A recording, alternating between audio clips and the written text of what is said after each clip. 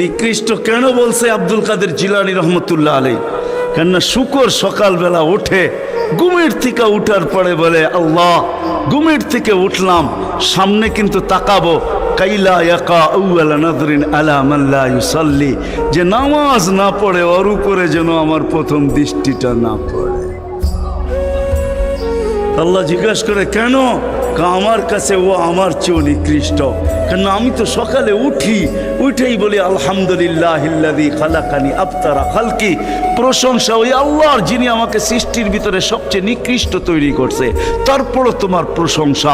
আমি তো উঠেই তোমার গীত গাই, কিন্তু তুমি ডাকো তারপরও ও সাড়া দেয় না, তো আমার মন বলে ও আমার চেয়েও নিকৃষ্ট। দ্বিতীয় দলিল দেয় যে আমি তো জাহান্নামে যাব না, উকুদুহান নাস ওয়াল হিজারা, মানুষই তো জাহান্নামে যাবে।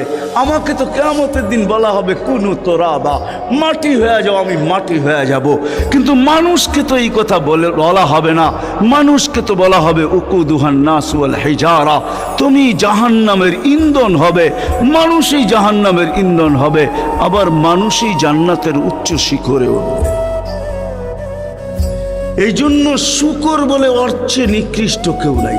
তো আব্দুল কাদের জিলানী পীরানে পীর, বড় পীর আব্দুল কাদের জিলানী রহমতুল্লাহ আলাইহিও বলেন যে অর্চে নিকৃষ্ট কেউ নাই।